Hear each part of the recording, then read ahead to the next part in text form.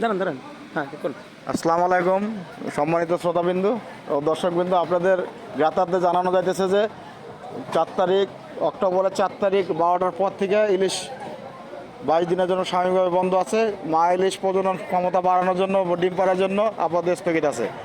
আপনারা অন্য অন্য সামুদ্রিক মাছ পাবেন এই জায়গায় অ্যাভেলেবেল। ভাইয়া বলেন। চিংড়ি আছে, রূপচাঁদা আছে, কোরাল আছে, তারপর সুরমা আছে, তারপর হলো আপনার শালমন আছে, আর অন্য অন্য মাছ পাবেন অ্যাভেলেবেল। আপনারা সবাই আসবেন, হাঁস ও চুই জালে আসবেন। হাঁস ও চুই জালের খাবারের মান ভালো, সার্ভিসিংও ভালো। সবাই ভালো থাকবেন। আসসালামু আলাইকুম।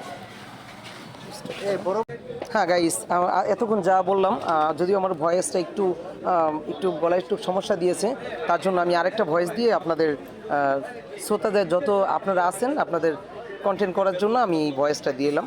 যদি আমার রিয়েল ভয়েস এটা, তো আপনারা ইনশাল্লাহ সবাই আসবেন মাওয়াঘাটে।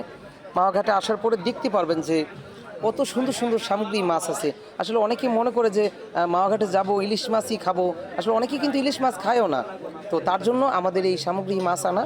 যদিও কি আইটেম আমি আপনাদের সবগুলো আইটেম দেখাইলাম, এর ভিতরে যা পছন্দ হবে আপনারা খেতে পারবেন এবং প্লাস নিয়েও